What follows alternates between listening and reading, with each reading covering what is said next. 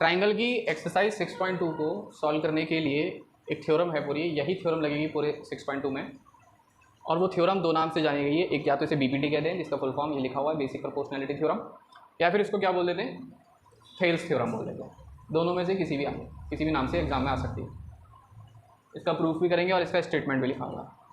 अब इस Thales theorem का मतलब क्या है? ट्राइंगल की थ्योरम है तो सबसे पहले ट्राइंगल बना लिया। बोला है कि if a line is drawn parallel to one side, किसी भी एक साइड के पैरेलल लाइन ड्रॉ कर दो। मान लिया हमने बीसी साइड के एक पैरेलल लाइन ड्रॉ कर दी, ये दोनों पैरेलल दिख रही हैं, पैरेलल लाइन ड्रॉ कर दी। इस तरीके से ड्रॉ करनी है to intersect the other two sides. जिसके पैरेलल ड्रॉ करी है उसको छोड़ दो, बची हुई दोनों साइड क्या है, ए बी और ए सी। तो ये पैरेलल लाइन ए बी और ए सी को, जो कि बची हुई दो साइड्स हैं, उनको दो अलग अलग पॉइंट पर इंटरसेक्ट करती हैं, डी और ई पर। If a line is drawn parallel to one side of a triangle, किसी एक साइड के पैरेलल अगर हम लाइन ड्रॉ कर दें और वो लाइन बची हुई दोनों साइड्स को दो अलग अलग पॉइंट पर इंटरसेक्ट करें, डिस्टिंक्ट पॉइंट लिखा हुआ है, अलग अलग पॉइंट्स पर इंटरसेक्ट करें, तब जो अदर टू साइड्स होती हैं, ये दोनों साइड्स होती हैं, ये डिवाइड हो जाती हैं क्या, सेम रेशियो में। सेम रेशियो में कहने का मतलब क्या है कि if in triangle A B C D E is parallel to B C, D E is parallel to B C, तब सेम रेशियो में डिवाइड हो जाएंगे। सेम रेशियो में डिवाइड होने का मतलब है ए से डी तक, डी से बी, ये एक रेशियो है। इक्वल होना चाहिए ए से ई अपॉन ई से सी। ये बीपीटी है, सिर्फ इतनी सी। इस लाइन में बीपीटी खत्म कि अगर कोई एक लाइन किसी ट्राइंगल की एक साइड के पैरेलल है तो वो बची हुई दो साइड्स को सेम रेशियो में डिवाइड करती है। समझ रहे हैं? और स्टार्ट कहाँ से करना है हमको, ये आप इस बात को याद रखना कि पैरेलल जो हमने लाइन ड्रॉ करी है इसके सामने कौन सा पॉइंट है, इसके सामने कौन सा पॉइंट है, ए। तो हम कहाँ से शुरू करेंगे, ए से, पैरेलल वाले के सामने, ए डी, डी बी, ए ई, ई सी। समझ रहे हैं? ये सेम रेशियो में होंगे। ये स्टेटमेंट है। मैंने कहा पॉइंट नहीं हो सकता ऐसा, अगर मिड पॉइंट होता मैं बोलता कि मिड पॉइंट है, ज़रूरी नहीं है कि मिड पॉइंट हो भी सकते हैं, और होंगे तो भी बीपीटी लगेगा, नहीं होंगे तो भी बीपीटी लगेगा। बीपीटी का काम है सिर्फ लाइन पैरेलल होनी चाहिए किसी एक साइड के, बस।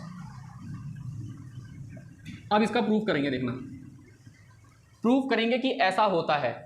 कैसा होता है? ये सेम रेशियो में होता है। कब? लेकिन उसके लिए कंडीशन क्या है, लाइन पैरेलल होनी चाहिए। बिना लाइन पैरेलल के ये कंडीशन हम अप्लाई, बीपीटी तभी लगेगी, सेम रेशियो में तभी डिवाइड होगा जब पैरेलल होगा। ठीक है? जब ये कंडीशन होगी तभी ये हो पाएगा, बिना इसके ये नहीं हो सकता। ये बीपीटी है। ठीक है? अब इसका प्रूफ देख रहे हैं। प्रूफ देखो, प्रूफ में क्या करा। सबसे पहले हमने क्या करा कि यहाँ से इस पर एक परपेंडिकुलर डाला, कंस्ट्रक्शन किया है कुछ सॉल्व करने के लिए, इस पर एक परपेंडिकुलर डाला। ठीक है? और यहाँ से एक परपेंडिकुलर ये, ठीक है?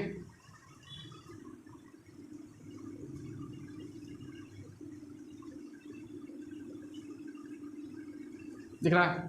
क्या करा हमने कंस्ट्रक्शन में, किया इनको कुछ पॉइंट्स मान लेते हैं यहाँ, इसको m लिख लिया और इसको n लिख लिया। डी एम परपेंडिकुलर है किस पे, ए ई पर, ड्रॉ किया। डी एम परपेंडिकुलर टू ए ई, और ई एन परपेंडिकुलर ड्रॉ किया ए डी पर। ये दो चीज़ें की हैं, ये अपनी तरफ से किया हमने। ठीक है? क्योंकि अभी हम ट्राइंगल का लगाएंगे, half into base into height, तो हाइट चाहिए इसलिए परपेंडिकुलर बना दी पहले। दूसरा, इनको ज्वाइन कर लिया, ज्वाइन किया, ये परपेंडिकुलर नहीं, ये सिर्फ ज्वाइन किए हमने। डी से सी को मिलाया, बी से ई को मिलाया। जितना भी कंस्ट्रक्शन करना हमने पहले कर लिया, join B E and D C, बस इतना कंस्ट्रक्शन कर लिया। अब हमारा प्रूफ स्टार्ट हो गया। सबसे पहले क्या करेंगे, इन triangle A D E, triangle A D ई दिख रहा होगा, यहाँ पर साइड में बनाते हुए चलूँगा उसका छोटा फॉर्म। ये है triangle A D E, A D ई, इसके नीचे का मैंने नहीं बनाया, हम इतना ही ले रहे हैं। इस ट्राइंगल का अगर हम निकालें एरिया, तो सीधे सीधे लिख सकते हैं एरिया, ए आर मतलब एरिया लिखूंगा मैं शॉर्ट में, ठीक है, ए आर मतलब area, area of triangle A D ई। तो ए डी ई के लिए या तो हम इसे बेस मान लें या तो इसे, तो मैं बेस मान रहा हूँ सबसे पहले इसे ए डी को, हाफ बेस कितना ए डी इंटू हाइट। अब हमको हाइट चाहिए, तो अगर बेस ए डी है तो हाइट भी किस पर होनी चाहिए, ए डी पर होनी चाहिए, और ये हाइट कितनी है, ई एन। इक्वेशन 1, ठीक है।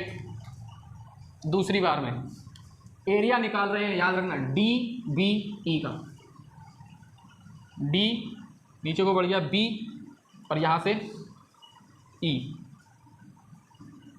कौन सा ट्रायंगल का एरिया निकल रहा है, सिर्फ इस ट्रायंगल का एरिया निकल रहा है। Area of triangle D B E equal to half base into height. इस ट्रायंगल की बात हो रही है जिसको मैंने सिर्फ ब्लू कलर से शेड किया हुआ है।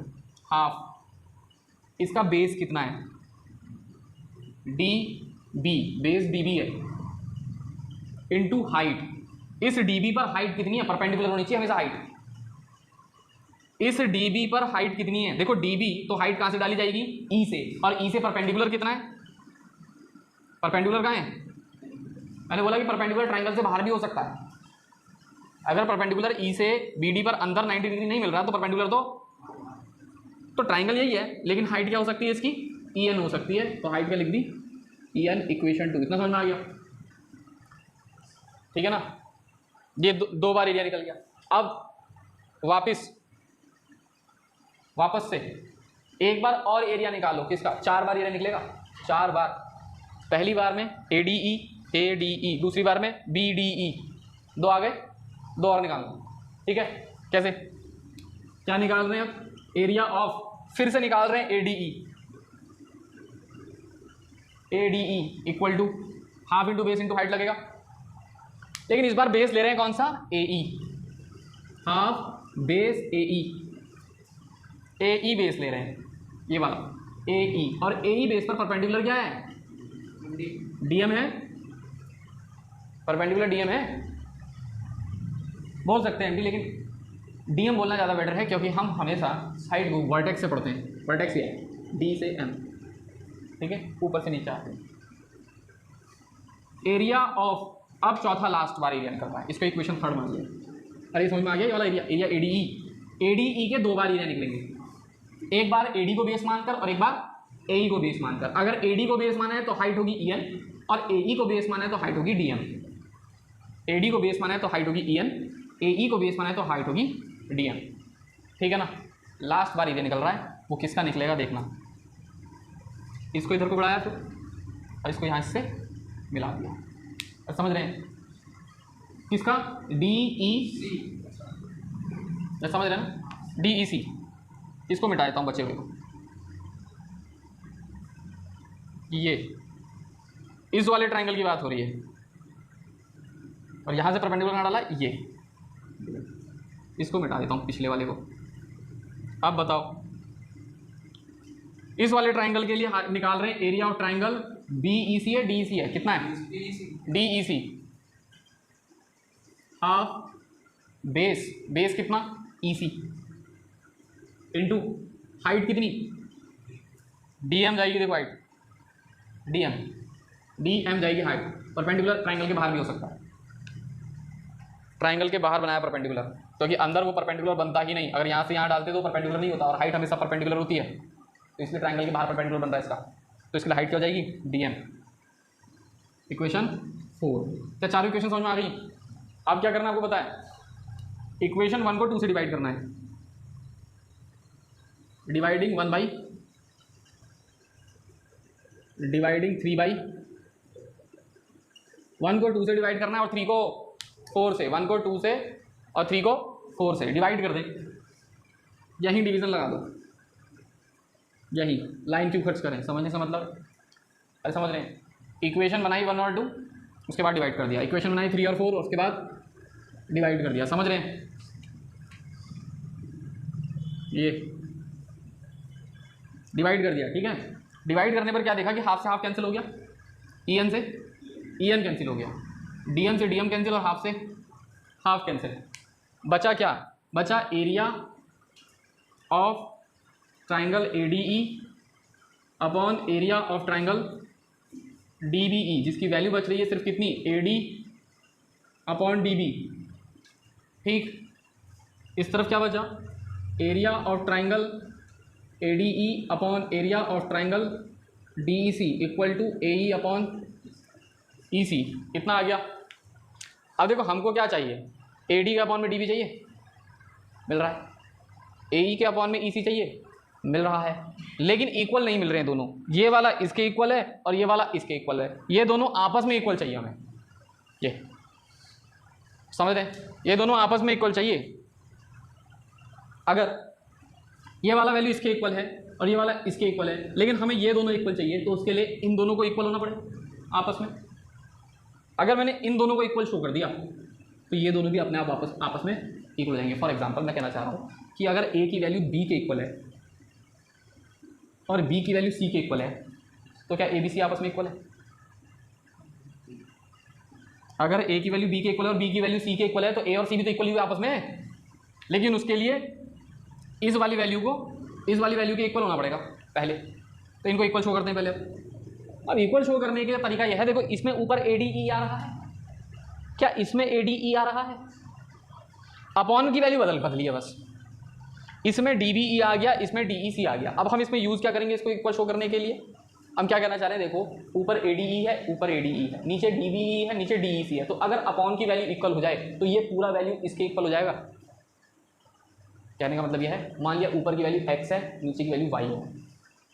ऊपर की वैल्यू x है, क्यों लिया x, क्योंकि ये तो ADE है और ये भी, तो इन दोनों को तो x ले सकते हैं, और नीचे की वैल्यू इसमें z मान ली, क्योंकि नीचे की वैल्यू बदली हुई थी। तो ऊपर वाली x तो x के इक्वल है, लेकिन नीचे वाली y और z है। अगर y और z भी आपस में इक्वल हो जाएं तो ये पूरी वैल्यू इस पूरी वैल्यू के इक्वल हो जाएगी। तो y को z के इक्वल दिखाने के लिए, मतलब एरिया ऑफ ट्राइंगल DBE को एरिया ऑफ ट्राइंगल DEC दिखाने के लिए हम नाइन्थ में एक थ्योरम होती थी उसका यूज़ करेंगे। अब वो थ्योरम क्या होती थी वो समझो। थ्योरम ये होती थी कि अगर दो लाइंस पैरेलल हैं, अगर दो लाइंस पैरेलल हैं और इन दो पैरेलल लाइंस के बीच में दो ट्राइंगल बने, लेकिन सेम बेस पर बने, समझ रहे हैं। मैंने एक ट्राइंगल बनाया, ये ट्राइंगल है, ये ABC PQR मान लेते हैं, चलो ये ट्राइंगल है PQR। इस ट्राइंगल का बेस कितना है, QR। अगर एक और ट्राइंगल सेम बेस पर बना दूं, इसी बेस पर एक और ट्राइंगल बना दिया मैंने, इसको इस तरीके से लेते हैं, इसको थोड़ा बेस थोड़ा छोटा बना दो, ज़्यादा समझ। एक ट्राइंगल था PQR, अगर मैं इसी QR बेस पर एक और ट्राइंगल बना दूं, अब ये दोनों ट्राइंगल कौन कौन से, PQR QRS, समझ रहे ना कौन से दो ट्राइंगल की बात हो रही है। एक तो ये वाला ट्राइंगल है पूरा, और दूसरा ये वाला ट्राइंगल है। ये दोनों ट्राइंगल का सेम बेस है। तो एक थ्योरम थी नाइन्थ में, क्लास 9 में, अगर दो ट्राइंगल सेम बेस पर बनते हैं और बनते हैं between the same parallel lines, तो दोनों का एरिया भी सेम होता है। समझ रहे हैं, ये एक थ्योरम थी। अब वो थ्योरम हम यहाँ यूज़ करेंगे। यहाँ पर दो पैरेलल लाइन कौन सी हैं, BC DE, BC और DE, ये दो पैरेलल लाइंस हैं। ये दो ट्राइंगल कौन कौन से, DBC या फिर BDC, ये वाला ट्राइंगल पूरा BDC, इसका बेस कितना है, BC है। ये जो ऊपर वाला ट्राइंगल बच रहा है, ये वाला ही DEC, हाँ DEC नहीं सॉरी, हाँ BDC, इसका बेस क्या ये है ऊपर इस वाले ट्राइंगल का ना, BDE, ये वाला ट्राइंगल। हमारे पास तो ट्राइंगल में क्या है, ये तो है DBE तो है हमारे पास, तो DBE, ये वाला ट्राइंगल का बेस क्या है, DE। दूसरा ट्राइंगल क्या है, DEC, तो DEC, इसका बेस भी क्या है, DE, हो गया सेम बेस। और दोनों ट्राइंगल सेम पैरेलल लाइंस के बीच में बन रहे हैं। ये पहला ट्राइंगल भी इन दोनों पैरेलल लाइन के बीच में, और दूसरा ट्राइंगल भी इन दोनों पैरेलल लाइंस के बीच में। तो दोनों पैरेलल लाइन दोनों के लिए सेम है और बेस दोनों के लिए सेम है। बेस क्या है, DE, तो इन दोनों के एरिया भी क्या होंगे, सेम होंगे। क्या लिखेंगे, since triangle DBE and triangle कौन सा, DEC are on the same base and between same parallel lines, same parallel lines, therefore इनका एरिया भी इक्वल होगा। Therefore area of triangle DBE equal हो जाएगा एरिया ऑफ ट्राइंगल DEC के। तो क्या हमने अपॉन की वैल्यू इक्वल दिखा दी? ऊपर वाली तो पहले से ही थी इक्वल, तो नीचे वाली भी इक्वल हो गई। तो इसका मतलब ये वाली जो इक्वेशन बनी है, कौन सी इक्वेशन नंबर 5 और ये इक्वेशन नंबर 6, क्या इनके LHS बराबर हो गए? जब इनके LHS बराबर हैं तो इनके RHS भी आपस में बराबर होंगे। या बचपन सीखते आ रहे हैं, अगर दो इक्वेशन के LHS इक्वल है तो उनके RHS भी आपस में इक्वल होंगे। तो देयरफॉर फ्रॉम 5 and 6 इनके RHS भी आपस में इक्वल कर दो। इक्वेशन 5 का RHS क्या था? AD अपॉन DB, और इक्वेशन 6 का RHS क्या था? AE अपॉन, क्या BPT प्रूव हो गई? AD अपॉन DP अब is equal to AE upon EC आ गया। और उसके लिए हमने क्या माना है? लाइंस का पैरेलल होना ज़रूरी है। जब पैरेलल होंगे तभी ऐसा आएगा।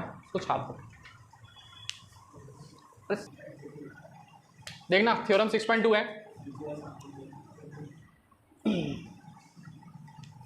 ट्राइंगल की थ्योरम 6.1 BPT का जस्ट अपोजिट है, कन्वर्स ऑफ BPT में क्या प्रूव करना पड़ता है कि अगर किसी ट्राइंगल को एक साइड पैरेलल है, किसी ट्राइंगल की एक साइड के पैरेलल अगर हमने कोई लाइन ड्रॉ करी है तो ये लाइन बची हुई दोनों साइड्स को सेम रेशियो में डिवाइड करती है, BPT है।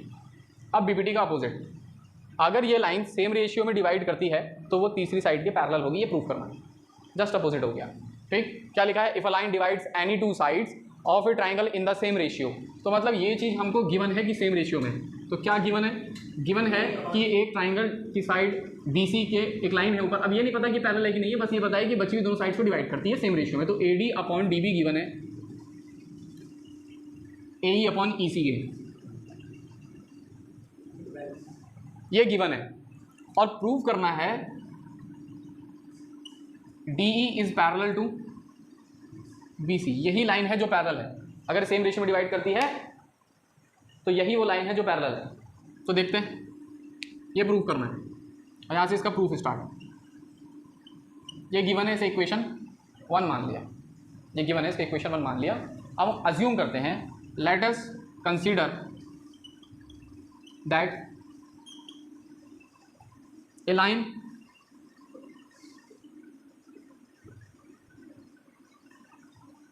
DE डैश, D से E डैश, यहाँ कोई पॉइंट है E डैश,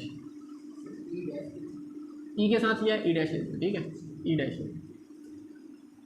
ये कोई लाइन थी, ये कुछ ज़्यादा ऊपर ले लिया, यहाँ लेते हैं बस साइड में थोड़ा सा, ठीक है। यहाँ से कोई लाइन जा रही है इस पर, इसका नाम है E डैश। हम DE को पैरेलल तो नहीं मान सकते, वो तो प्रूफ करना है। हम मान सकते हैं कि एक लाइन है DE डैश जो कि पैरेलल थी किसके? BC। हमने DE को पैरेलल नहीं माना, हमने DE डैश को पैरेलल माना। अगर इफ DE पैरेलल निकल गई BC के, तो अभी हमने BPT में क्या सुना कि अगर DE dash is parallel to BC, DE dash is parallel to BC, अगर कोई एक लाइन किसी ट्राइंगल की एक साइड के पैरेलल है तो BPT लग सकती है। पैरेलल है तो BPT लगा। तो BPT क्या थी? AD upon DB, AD upon DB, A से E डैश तक, डिवाइड कौन कर रहा है? E डैश, तो हम A से E डैश तक जाएंगे और E डैश से C तक, ठीक है। इसको इक्वेशन 2 लेट करेंगे। क्या इक्वेशन 1 और इक्वेशन 2 का LHS सेम है? तो इनके RHS भी सेम होंगे। देयरफॉर फ्रॉम इक्वेशन 1 एंड 2, 1 से क्या मिलेगा? AE अपॉन EC, 2 से क्या मिलेगा? AE dash upon E dash C। अब अगर मैं इसमें बोथ साइड 1 ऐड कर दूं, एडिंग 1 बोथ साइड, दोनों तरफ 1 ऐड कर देते हैं, AE upon EC plus 1, AE dash upon E dash C plus 1। LCM लो, क्या आएगा?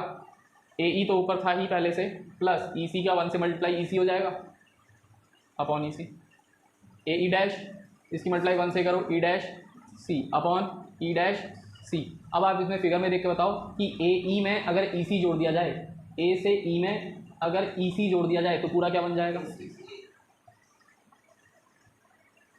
वापस देखो, अगर AE डैश में E डैश C जोड़ दिया जाए तो क्या बन जाएगा? तो भी तो AC बनेगा। ए से ई में ई सी जोड़ दिया जाए तो पूरा ए सी हो गया, और यहाँ पर ए ई डैश में ई डैश सी जोड़ दिया जाए तो भी तो ए सी बनेगा, अपॉन में ई डैश सी, ए सी से ए सी कैंसिल, क्या बचा, ई सी किसके इक्वल आ गया, ई डैश सी के। इसका मतलब कि आप चाहे ई डैश से सी तक लें या ई से सी तक लें, दोनों क्या है, बराबर हैं। इसका मतलब अगर सेम रेशियो में डिवाइड होता है तो वो सिर्फ एक ही लाइन होती है जो पैरेलल होती है। यहाँ दो लाइन ली थी हमने और दोनों क्या बन गई, लास्ट में एक ही बन गई। इसका मतलब ई डैश कहाँ आ गया, ई के ऊपर ही आ गया, तभी तो इक्वल हो पाएगा। अरे ई से सी तक की डिस्टेंस, ई से सी तक का डिस्टेंस क्या ई डैश से सी तक के बराबर दिख रहा है आपको, यहाँ पर दिख रहा है, नहीं दिख रहा है ना, ये कम है और ये ज़्यादा है, ये ई सी है और ये ई डैश सी है, फिगर के हिसाब से वो ज़्यादा है। लेकिन प्रूफ क्या हो गया कि दोनों सेम है। इसका मतलब दोनों क्या कर रहे होंगे, एक ही जगह पर आ रहे होंगे, तब तो सेम हो सकते हैं। मतलब ई भी यहीं पर और ई डैश भी यहीं पर, तभी इक्वल हो सकता है ई सी ई डैश सी के। इसका मतलब therefore E and E dash must coincide. Therefore यहाँ जो हमने लिखा हुआ था, क्या लिखा था, डी ई डैश, तो उस डी ई डैश को ई की जगह पर आप क्या लिख सकते हैं, ई डैश की जगह पर क्या लिख सकते हैं, ई लिख सकते हैं, क्योंकि ई डैश और ई तो एक ही पॉइंट हैं, तो उसको हमने ई डैश को ई लिख लिया और ये पैरेलल हो गया किसके, बी सी के। ठीक, तो अब बोलो।